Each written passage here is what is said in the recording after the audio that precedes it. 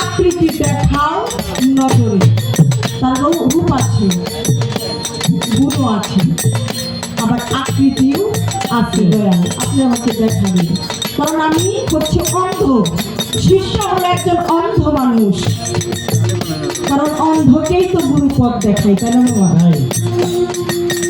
তাই দয়ালের কাছে এখান থেকে আমি কিছু কথা জানবো। আরো বলেছেন, আমার আগুন পানি মাটি বাতাস নূরে ছাপা দিয়া এই মাটির আদম বানাইলেন আমার আপে সাই কিবরিয়া।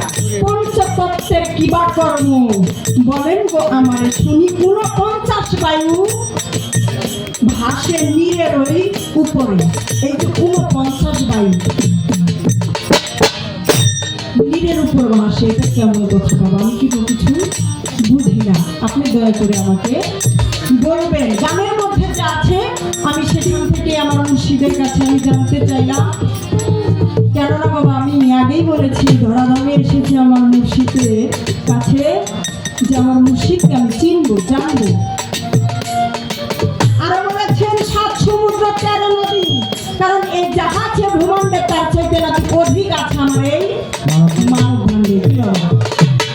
তাহলে এখানে আরো বলেছেন 7 সমুদ্র 13 নদী, এই দেহে কোন জায়গায় দয়াল কেমন কইরা দেহ নদী পাড়ি দিতে হয়? কারণ আমরা যদি একটা সাধারণত নৌকা পাড়ি দেই বাবা, তাহলে সেখানে নৌকা লাগে, লাগে না? নৌকা হলে কিন্তু চলে না, সেখানে আবার মাঝিও লাগে। সেই মাঝিটাকে যার যার গুরু, যার যার মুর্শিদ। তাই এখানে বলেছেন 7 সমুদ্র 13 নদী, এই দেহের কোন জায়গায় দয়াল কেমন কইরা দেহ নদী পাড়ি দিতে হয়? দেহের দেহ 10 ইন্দ্রিয় ষড়রিপু বাধ্য করি কিসে? ওরে দেওয়ান মানিক চাহে গুরু প্রেম ধন, জানাই ভক্তি আমার দয়ালের চরণে।